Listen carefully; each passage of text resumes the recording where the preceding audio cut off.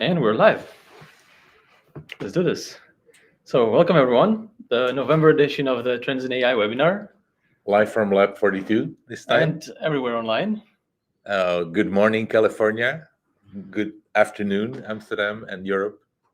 My name is Jakub Zavrel. I'm the founder of Zeta Alpha.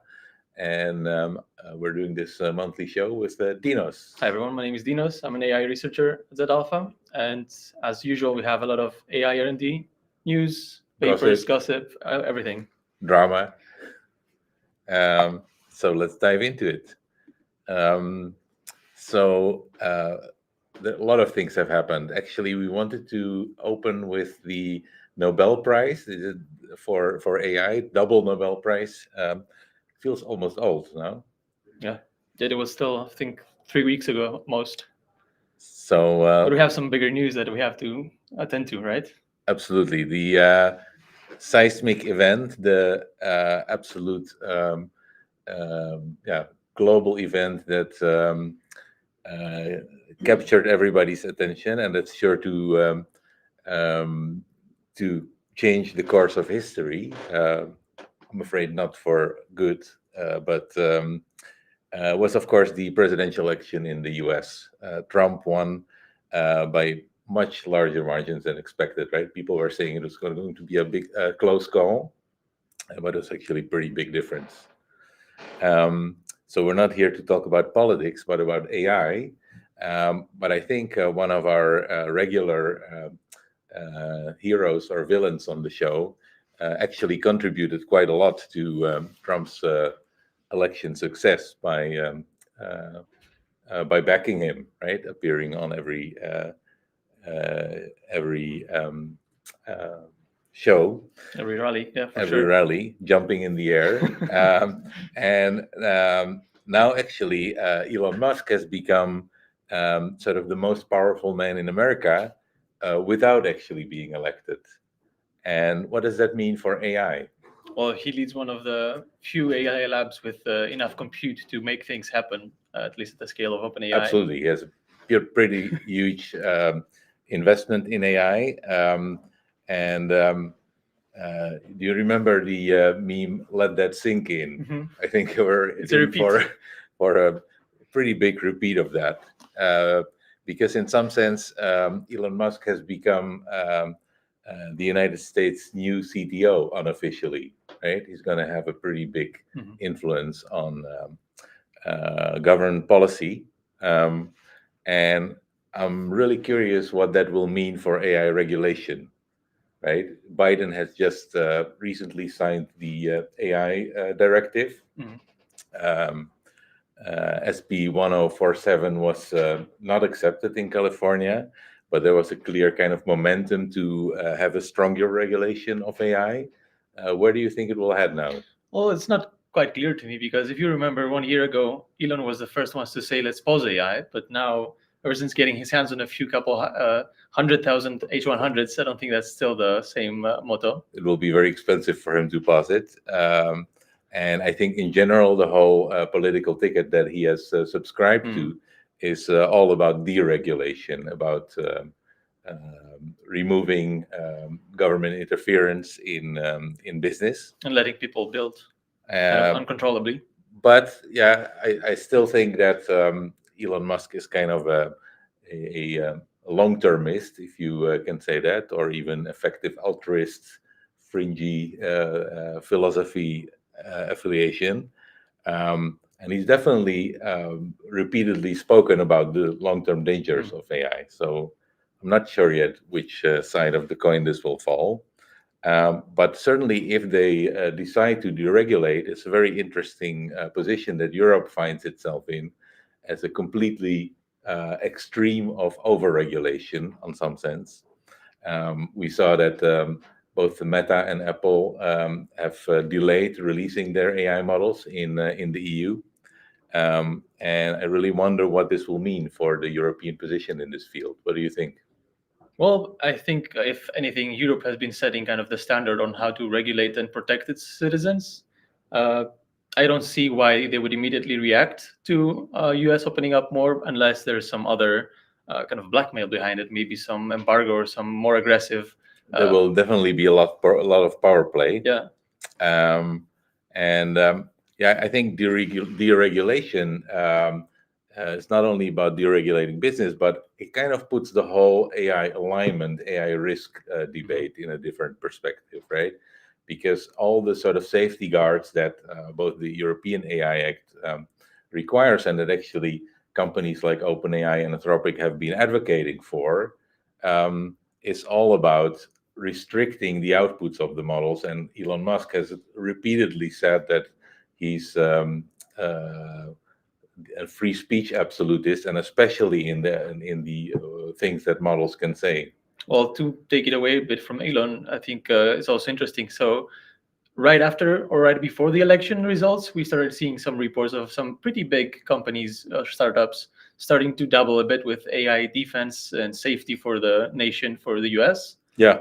So yeah, I guess I've also seen a lot of the heads of these labs to congratulate Donald Trump and being very proactive to work together. Obviously, it's in their best interest as well.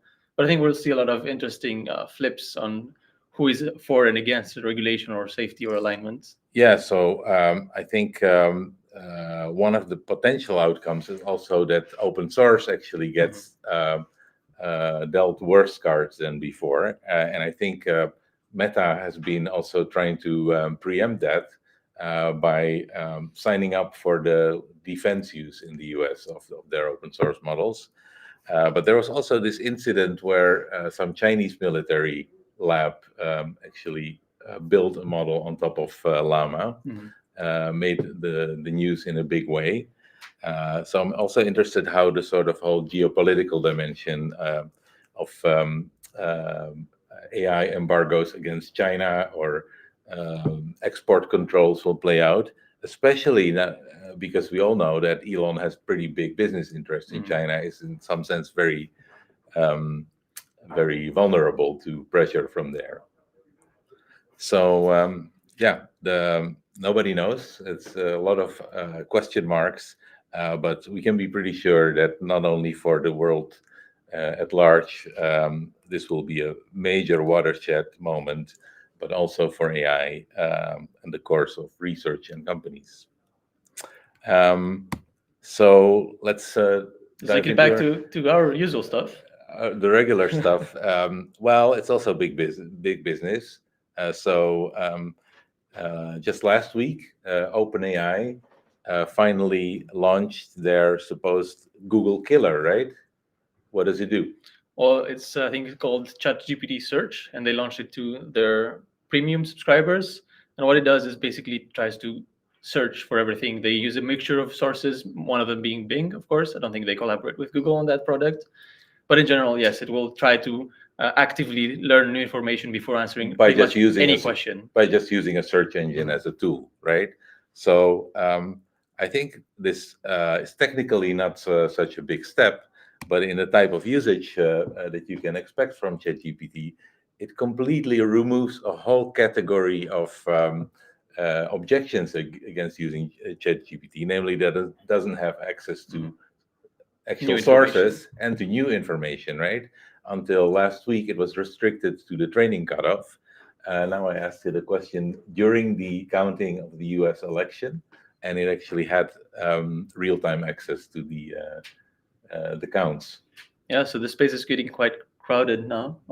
Perplexity has a few things to say about this, but we'll also cover them a bit in a second. And what other company has? But there was a pretty good review on TechCrunch, and the conclusion there was that ChatGPT is actually not the Google killer. So the criticism was basically that it's pretty good in some of these kind of live update queries on the news, but sort of the bulk of actual Google queries are short queries for navigational searches, and for that it's not up to par yet.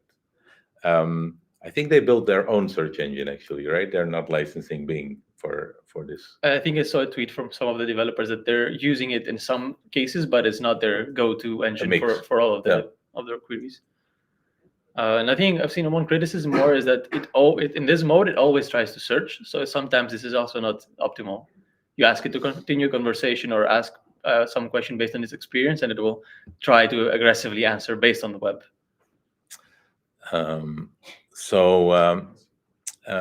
Yeah, we really see these two categories converging: chat and search, large language models and search engines.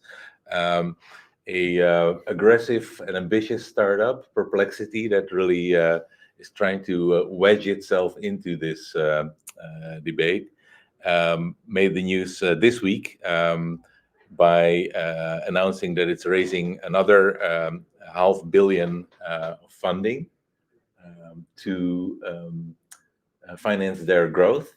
And this is actually a threefold increase in their valuation in 3 months. So that was pretty crazy. And somewhat earlier, the CEO of Perplexity was bragging on Twitter how they now serve 100 million queries per week. Sounds like a lot, right? Yeah, for some startups, they would kill to have this audience. Definitely. But for some others, it's not that big of a deal. So let's contrast that a little bit with Google.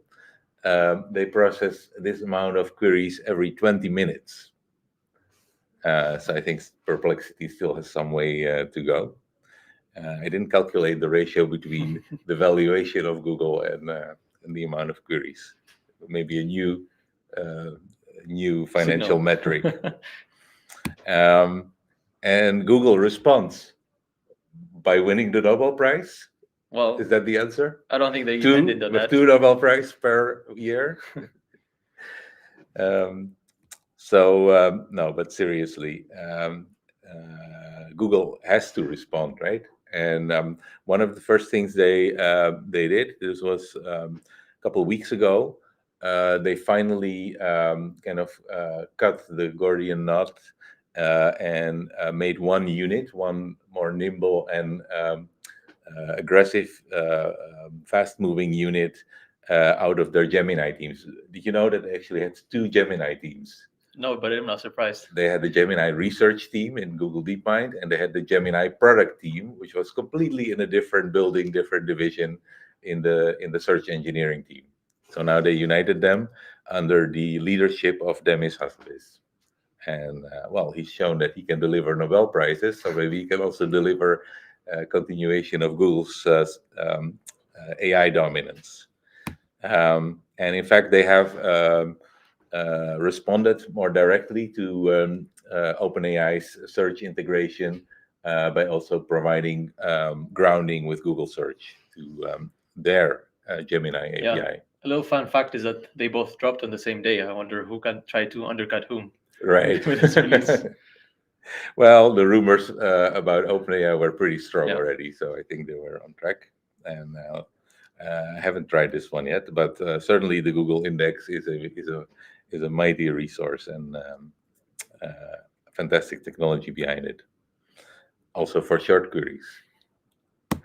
Another very cool product announcement was from Anthropic. Well, it's more of a demo, not a full-fledged product. But well, it was released, right? You can actually download it and try it out. So what is it? Basically, well, Claude can now both understand and manipulate your computer.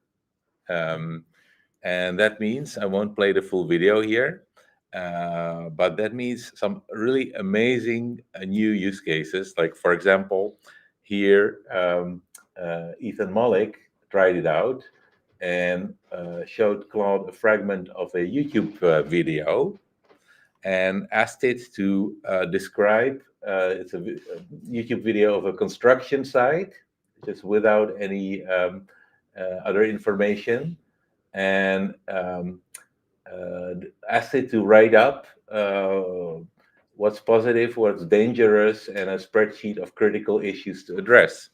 So Claude looks for a spreadsheet, finds that Ethan Mollick is a LibreOffice user, opens the LibreOffice spreadsheet, and starts typing its complaints about safety in the video. Well, that's pretty amazing, right? Yeah, that's pretty cool. So how does it work? Well, basically what they have done is simply insert a new tool, actually two new tools, kind of into the regular chat. One is take a screenshot and paste it as context into the prompt, and the other is control the mouse and the keyboard and fire away. And yeah, that's how it works. So I wouldn't bet my life on it yet, or do any critical stuff with it, but it's certainly very cool to experiment. Yeah, if you're brave enough to give it access to your desktop, you can try it. I was kind of hesitant there. Yeah. I don't know what's a bigger AI safety race, Elon Musk or giving a computer access to my bank account. All right. So in other news, we see that Microsoft is really hedging its bets, right?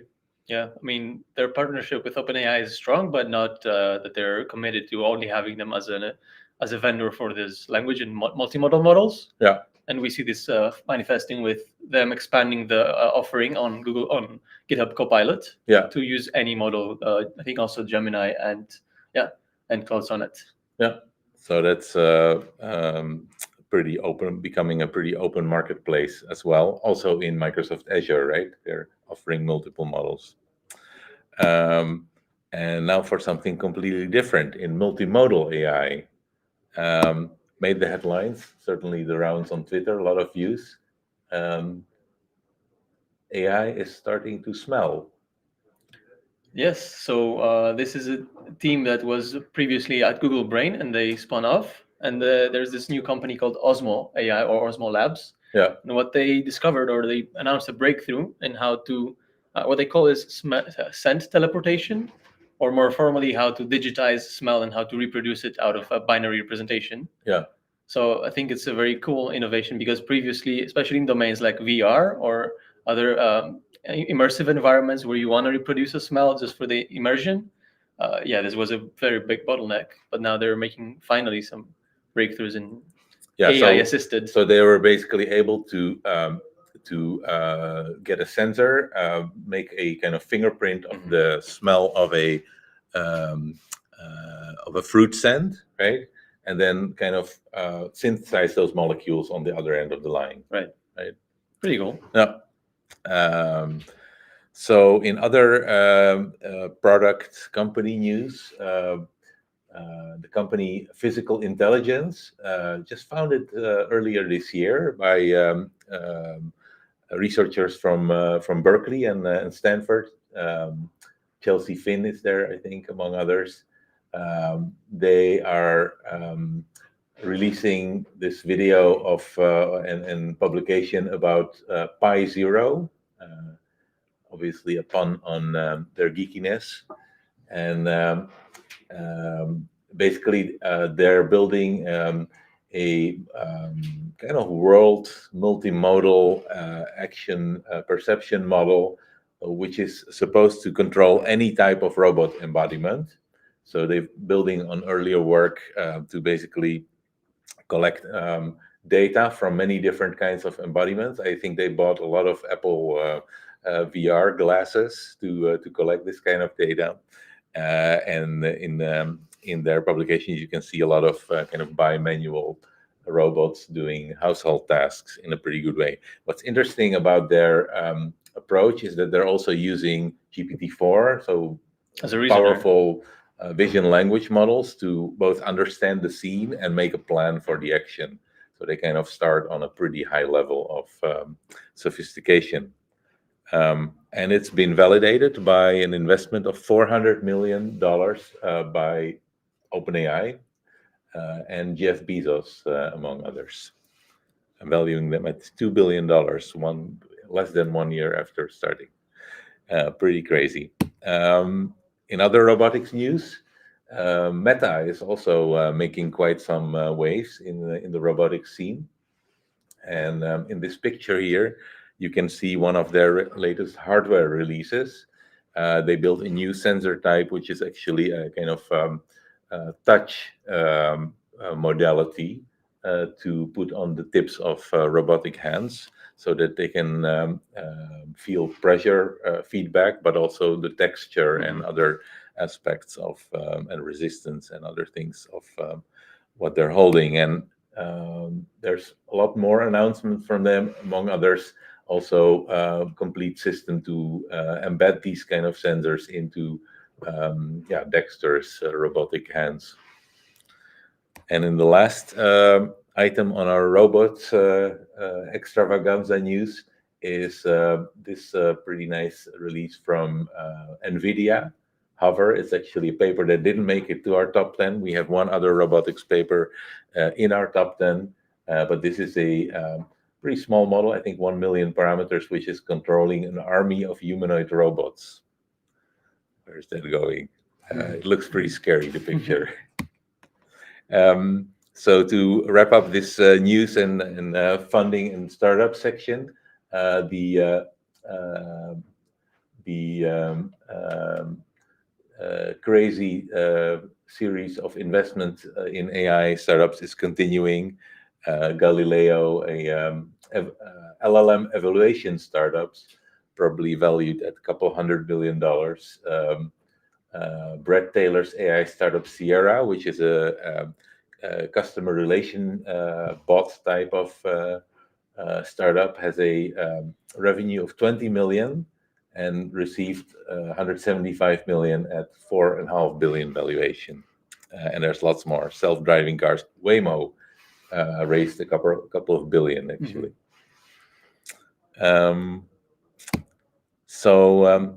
That brings us to the section of model releases. Right, and we have a lot of model releases. A lot of model releases. So what's the first one that you want to talk about? October Claude has been very active for a lot of people. Let's start with closed source, which is not our main focus usually, but we cannot miss the new release of the Claude 3.5 from Anthropic. Actually, they shipped a new Claude 3.5 Sonnet, which they kept the same name, but it's a different model.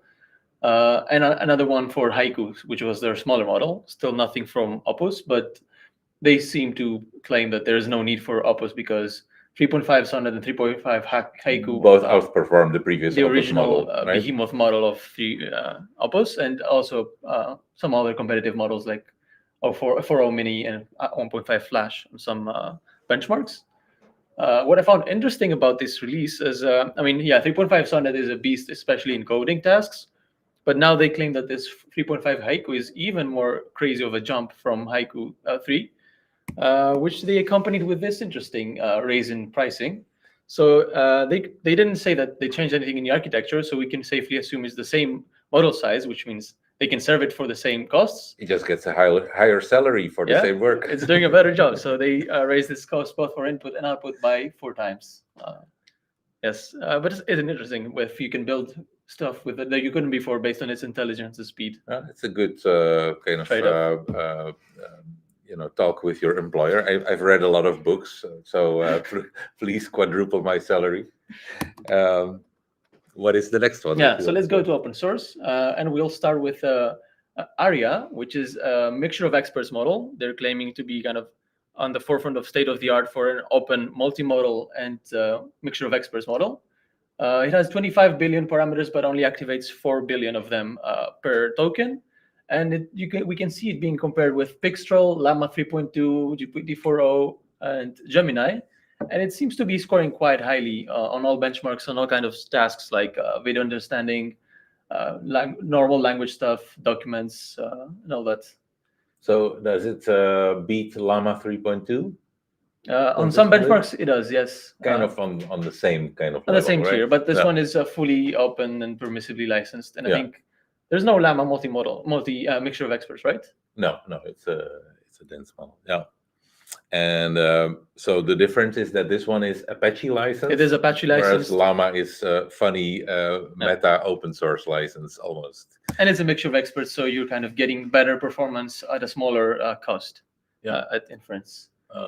Now this one These are some examples from. This one is Janus, latest model from DeepSeek. We've been following them on their coding and language models. And now they are following up on their work with multimodality, both as input and output. So you can see here Again, they're comparing with Lava and some less known baselines. But what they're focusing on is this generation part. So they're having quite an impressive quality in the generated images.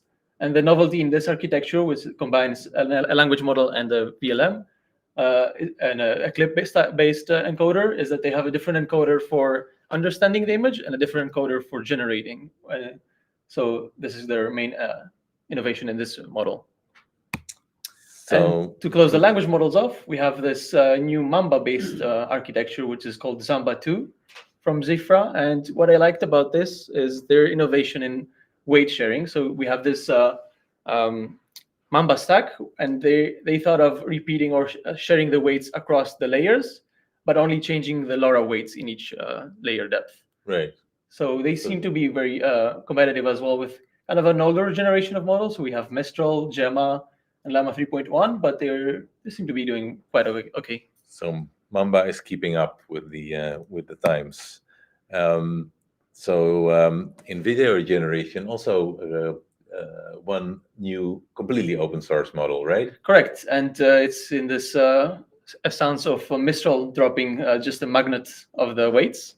I don't think they have much more information on the model, just that it's still not their final and best model. It's a preview I think it's like a standard definition, not high definition.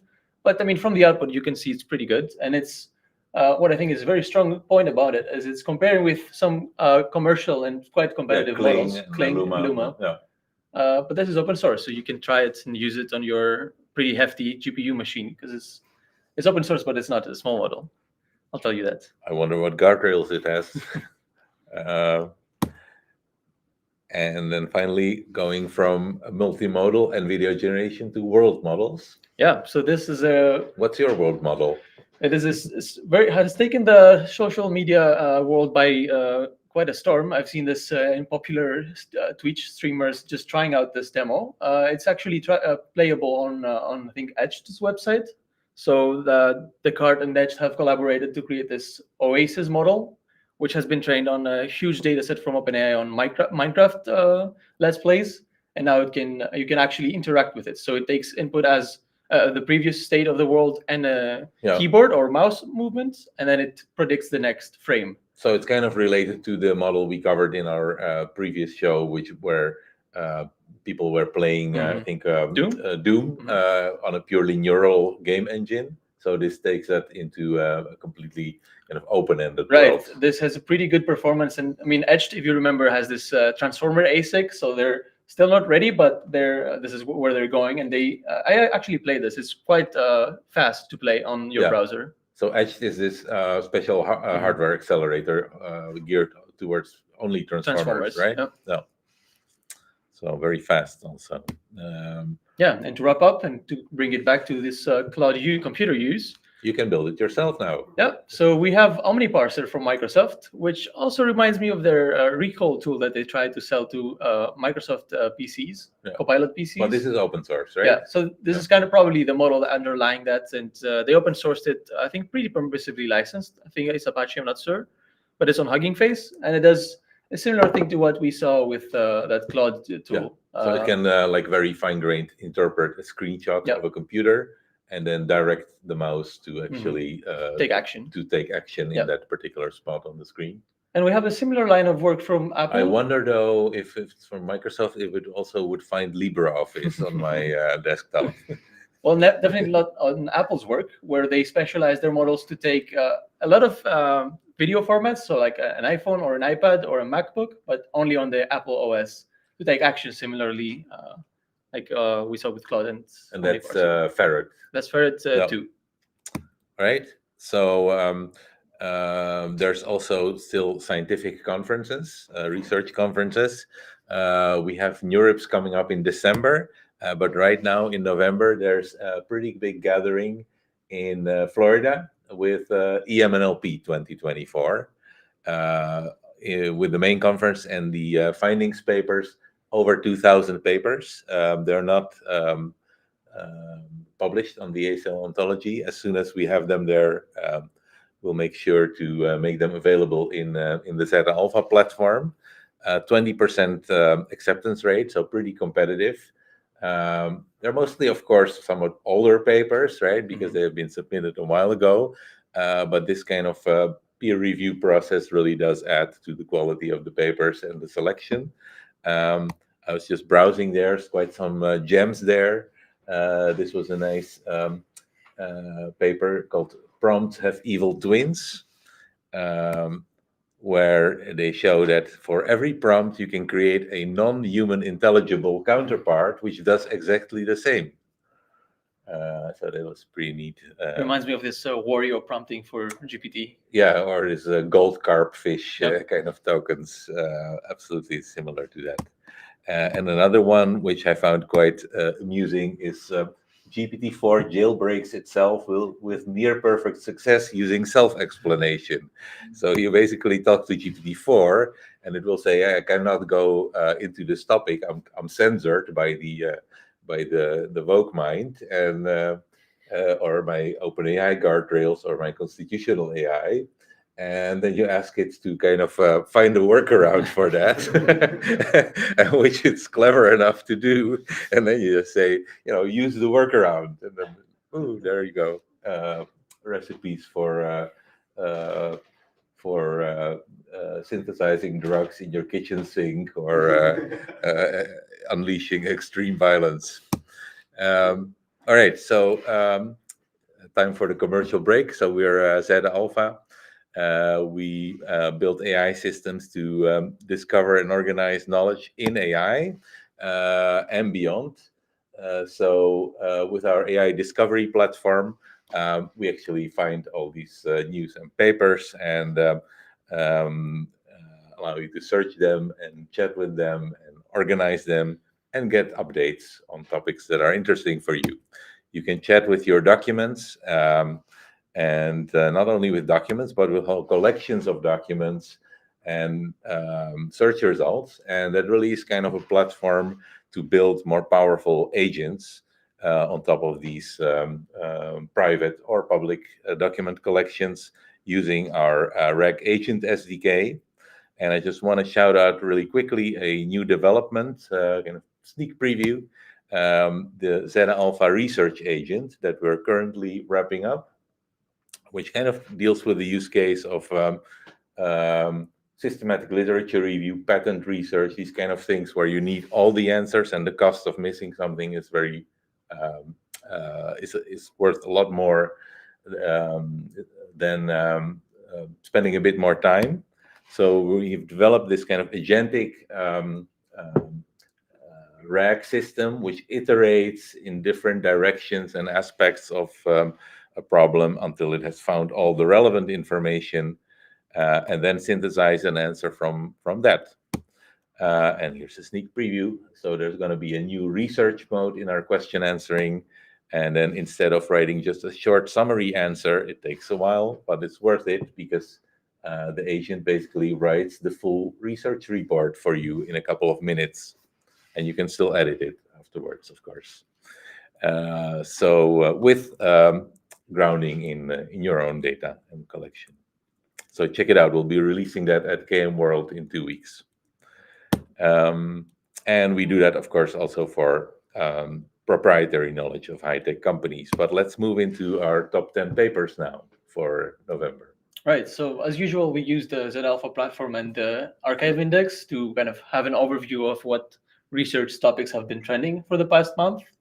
And we can see some usual suspects here, like language models or retrieval augmented generation, graph neural networks. RAG is now a category by itself, right, in the AI landscape. Yeah, and obviously we see robotics, like we mentioned, multimodality, the usual of adversarial attacks and privacy, and a lot more. And we use this kind of semantic map to come up to our top 10 of the month. So you can always find this top 10 list on our website as a tag. You can scan the QR code if you're tuning in with a video. And we also write a blog post about it, about the papers that we'll discuss. So here's our top 10 list for November 2024. Ta-da! Right, so we have a lot of papers. We're going to get into a good overview of all of them and break down some important details.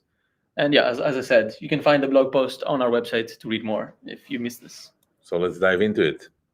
The first paper on our list is TapeAgents. TapeAgents is a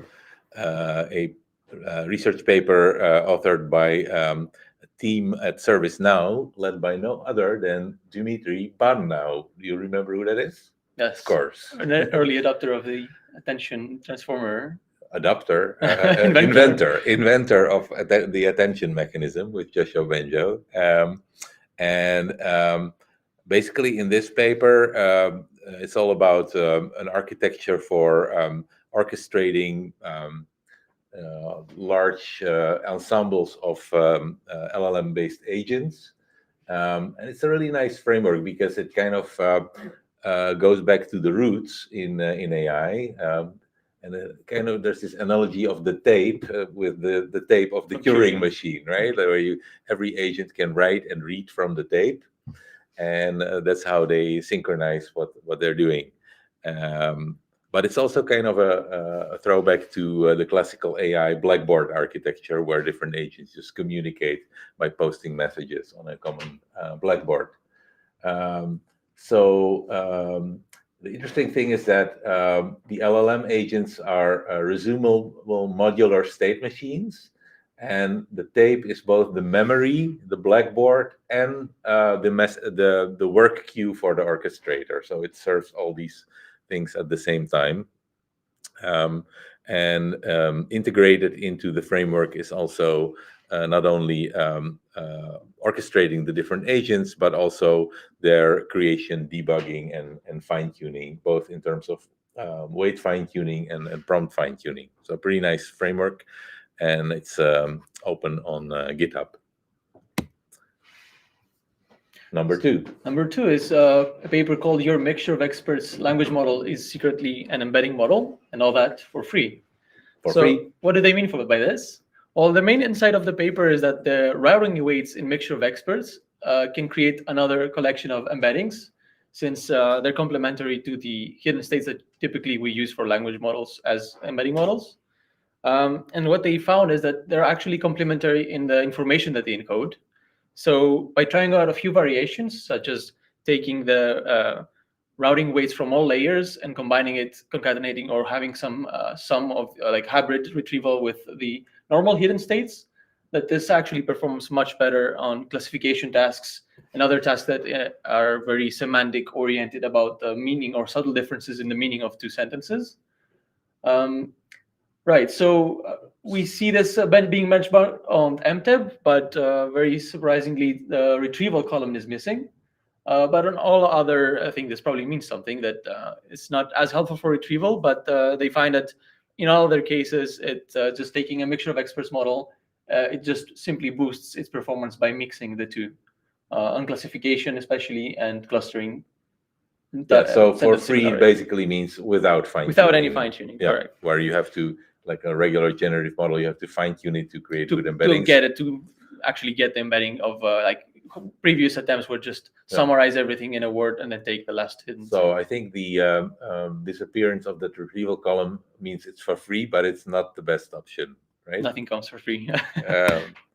Right. So there's another new entry on the MTAP leaderboard, MM-Embed from NVIDIA, right? NVIDIA, yeah. So they're continuing on this path of just throwing enough compute to try out and solve all of the retrieval problems. And in this paper called MM-Embed, the MM stands for multimodal.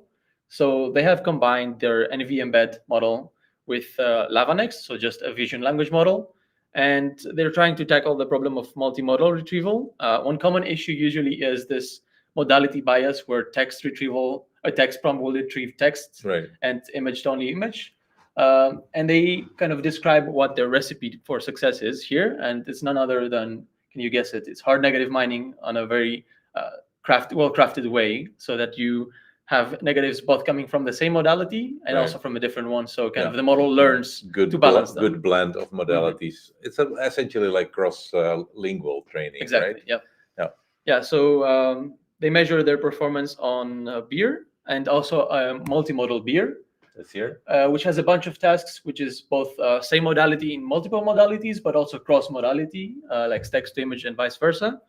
And they find this continuous training. So they do this multimodal pre-training, and then they fine-tune on the usual mix of peer data sets to keep the text-only performance.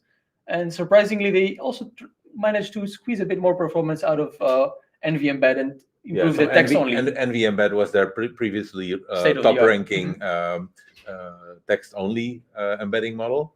So they improve on this a little bit. What's the hypothesis of why this is possible? Well, you also train on more data from this multimodal benchmark, which has some text and other modalities. So it's kind of, they assume that this is some knowledge transfer from other tasks. And another interesting finding that they had is that you can use these models, since they're language models, as a zero-shot re-ranker. So that you just say, is this image in this text relevant? And you get kind of a monotony 5 score on the true or false. Yeah. And you can use this as a re-ranking. And they seem to improve up to 7 points in mean accurate average precision at 5 on this retrieval benchmark. Cool. Yeah, so this is another retrieval paper, which, I'm not sure how to pronounce it, HyQE or HyQuery, contrasting with the earlier HyDE paper, which constructed hypothetical document embeddings from a query. So basically, HyDE takes a query and generates a synthetic hypothetical document and then searches with that hypothetical document, which led to some improvements. What they do here is they take a document and generate, like in the earlier doc-to-query work, generate questions, synthetic questions that could be derived from that document. And then basically in ranking documents, they do a kind of max similarity with all the queries that come from a certain document. So it's a little bit like classical document enrichment with synthetic queries. And they outperform various baselines with this. And they show that also using this kind of blending formula here, you can actually use both HyDE and HyQE and get even better hybrid from that. Nice paper. I know who's benefiting from this, all the language model providers. You're doing calls for queries and documents all at the same time. Yeah, and they actually show that it's improves on almost all of the base models over classical dense embeddings. So number 5, it's another retrieval paper. Yeah, we have, well, it's also in the generation part. So this paper is called Grounding by Trying. And in this paper, they're trying to teach language models how to become better at retrieving relevant facts and combining them to answer multiple and difficult questions. So kind of multi-hop question answering. Yeah, exactly. So what this model does is it is kind of inspired by these reinforcement learning paradigms like DPO that the language models have benefited from, to kind of teach preferences to the language model on how to generate this diversification on the query part when searching for a multi-hop answer. Yeah. So the idea behind this is that they generate a data set based on train splits from Hotpot, QA, and Hover. And then from the data set, they kind of have this exploration part, which is very natural to reinforcement learning. And by building this data set and training on it, they are able, with obviously using DSPy, since Omar Khattab is one of the co-authors. It had to be. It had to be. And I mean, they have a pretty neat framework around it, where they kind of optimize the language model based on the reward signal from how good the answer is by using these search results. Yeah. So they're kind of optimizing this multi-hop system, a multi-agent system in some sense, end-to-end, but by optimizing the intermediate prompts. Right. So the prompt that they're optimizing is the one that diversifies and generates queries from one step to the other. Right, which is the most difficult part. Exactly. In some sense, right? Yeah. So in this one, they just take signal from both on the retrieval relevance, since they're using train splits from these data sets, but also on how good the answer is based on all of the traces that were collected on the intermediate steps. Yeah. Yeah, so kind of a proxy reward function. Right, in some sense. and to talk with stats, they have almost 30% improvement in recall, but also a 15 to 17% in question answering accuracy. And the cool thing that they show in the next slide is that actually repeating this algorithm, so training one model and then using this to mine more queries and intermediate documents, so an iterative application also leads to even more further improve performance gains. So you get into some kind of self-play scenario for multi-agent question answering. Really cool paper, and the code is open source for people that are into these kind of things. And Chelsea Finn, she's at Physical Intelligence, I think, supervising this paper still. So now I think we're leaving the zone of the retrieval papers. This is I think, an interesting innovation in the transformer architecture, the differential transformer. These authors from Microsoft Research Asia in Beijing, together with Tsinghua University, they kind of start by the observation that in the transformer architecture, the attention, the total sort of mass of attention is not properly distributed. It actually pays too much attention to the irrelevant context. And they show that using some nifty kind of probing experiments. And that this is really hurting the capacity of context modeling. That's their observation. And they solve this by a very simple trick, actually, by dividing the attention layer into two pools of attention heads, and then basically letting them work in parallel, but the actual attention is then the difference between these two, which leads to a kind of canceling of noise.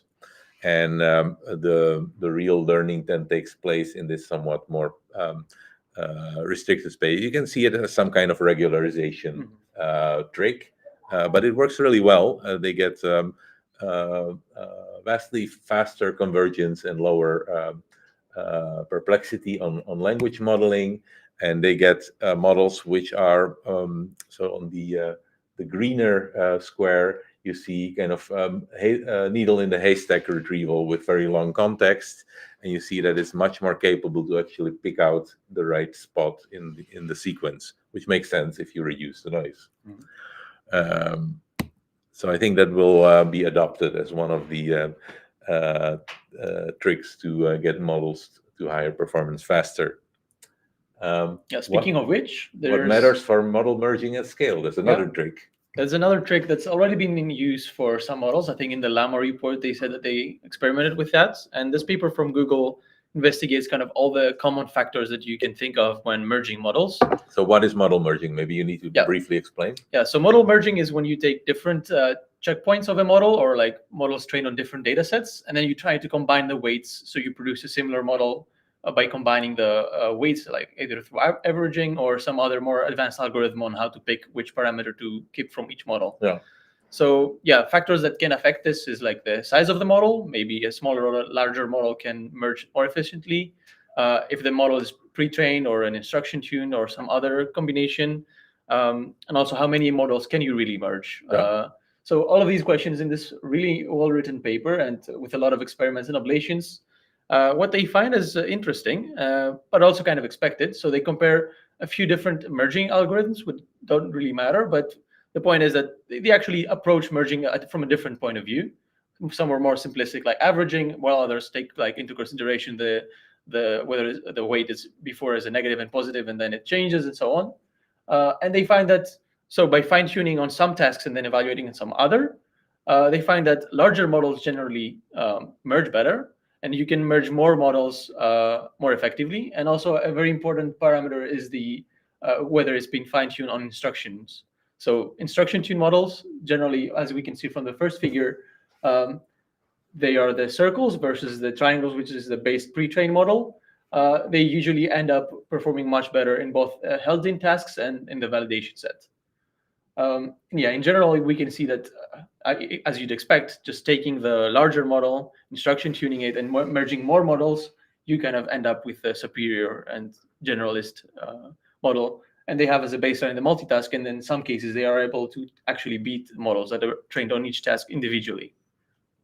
It always blows my mind that it works, yes. that it can work at all, because these models have learned different things, and now you're going to smoosh them together just weight by weight, and how can that work? Yeah, well, seems like magic. Yeah, one hypothesis that they also make with this, like larger models are probably over parameterized, and there's redundancy, so you can kind of overlap these weights and somehow still get away with it. What amazes me that you don't have to do like weight by weight model alignment before you merge them, but let's go into that some other time. Paper number 8. is the robotics paper that we promised from NVIDIA.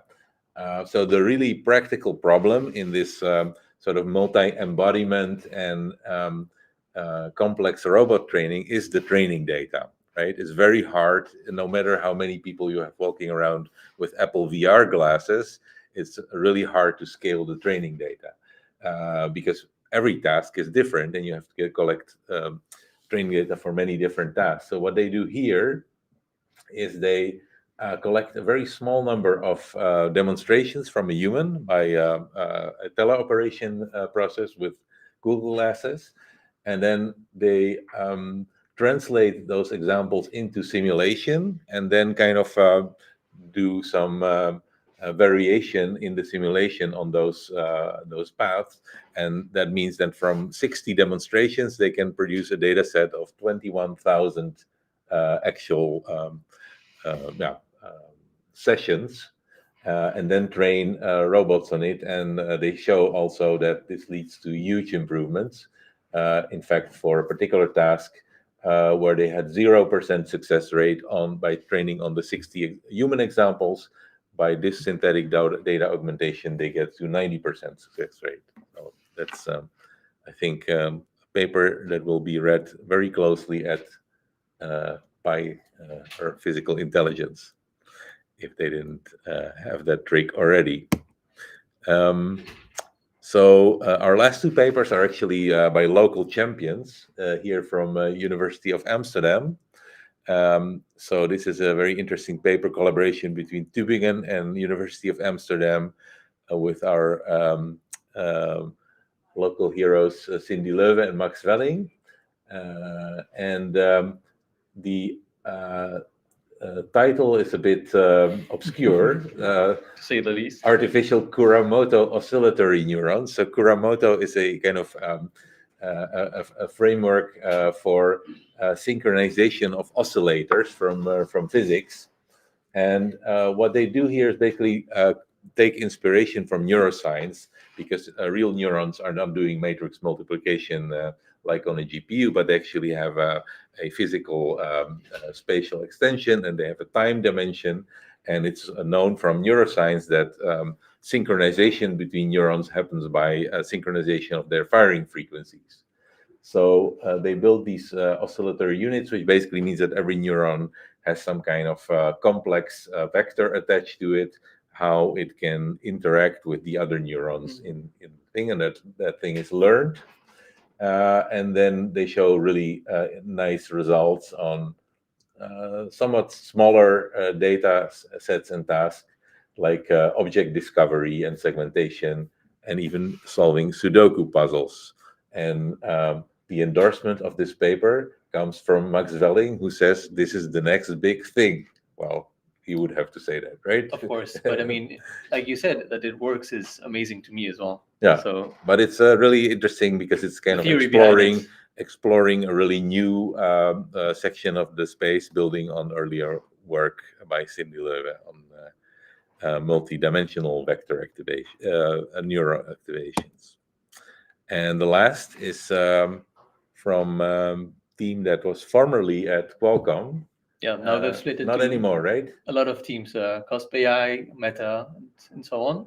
Yeah, Taco Cohen went to Meta recently. Right, so this paper is called Does Equivariance Matter at Scale? And they're tackling this age-old question of, do we have to build these inductive biases into the models, or can they learn them just from the data itself? Yeah, I think all of them were big advocates of equivariant networks. So the answer would have to be yes. Yes, and I mean, but it's kind of different, right? Yeah, when I first read the paper, it felt like water is wet, but they're tackling it from a few dimensions, so that basically the question they're answering is it worth it, not if it does improve performance. Yeah. So as we can see, this great figure. Red is equivariant. Red is equivariant. Baseline is just a normal transformer. Right. Yeah.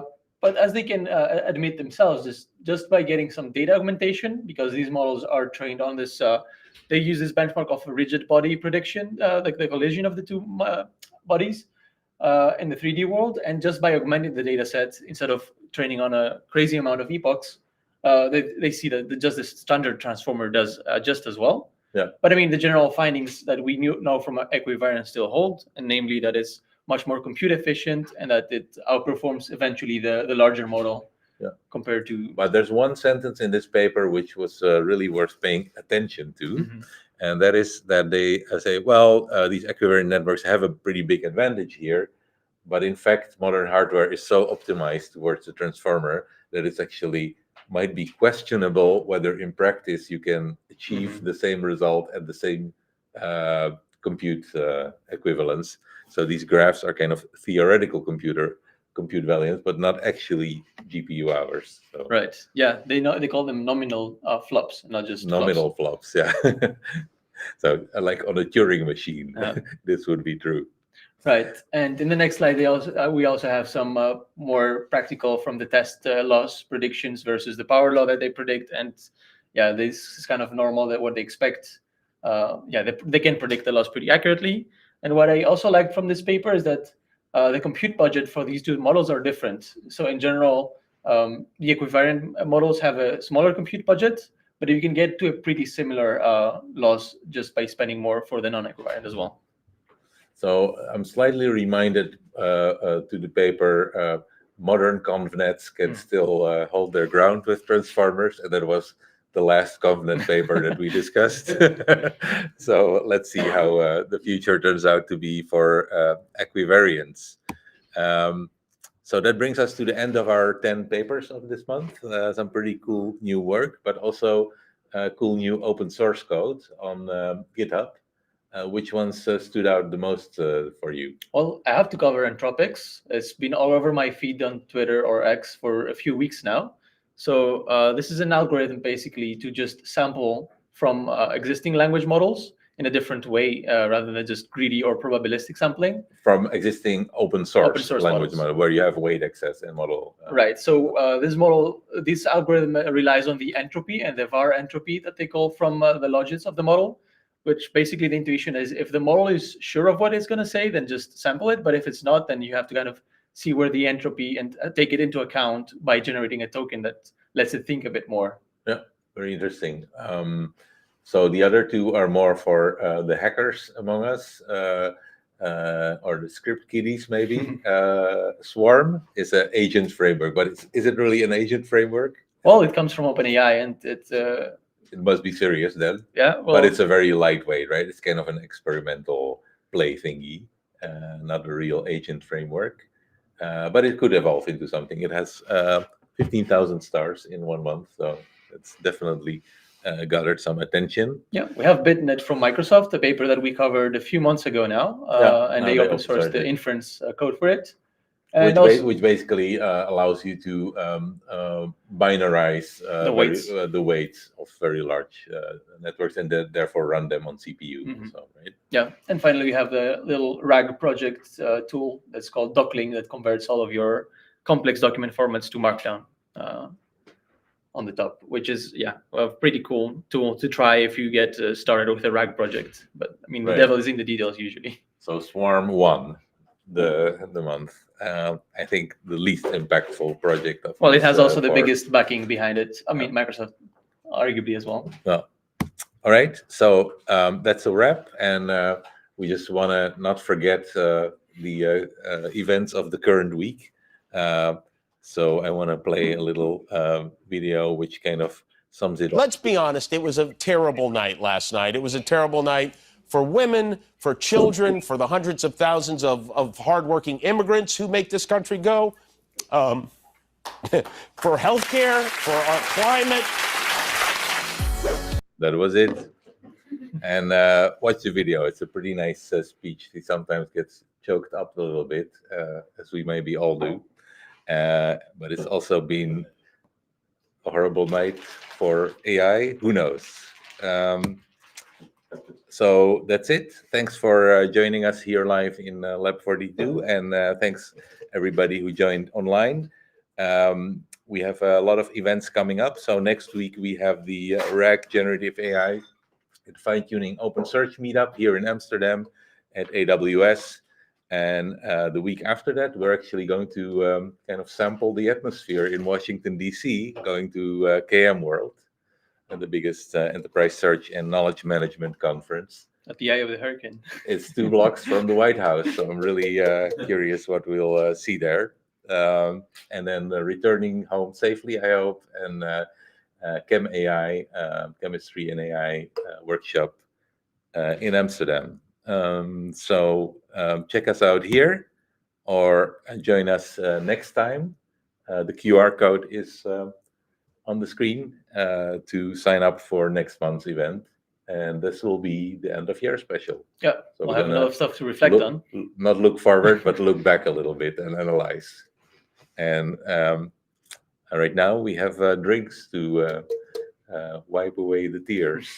All right. Thanks for joining us. Thank you. See you next time.